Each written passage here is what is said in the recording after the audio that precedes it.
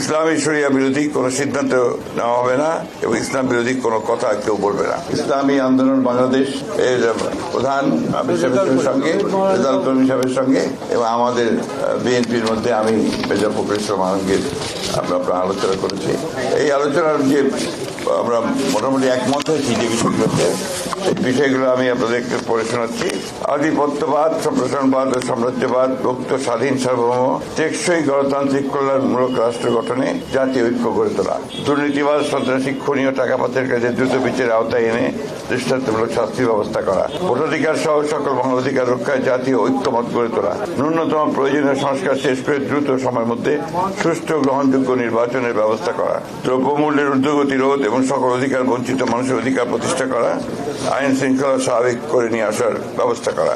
আওয়ামী ফ্যাসিবাদ বিরোধী সকল শক্তি দেশ পুনর্গঠনে ঐক্যবদ্ধভাবে কাজ করবে। ফ্যাসিবাদ বিরোধী শক্তিগুলো আগামী একে অপরের বিরুদ্ধে আঘাত করে কথা বলবে না।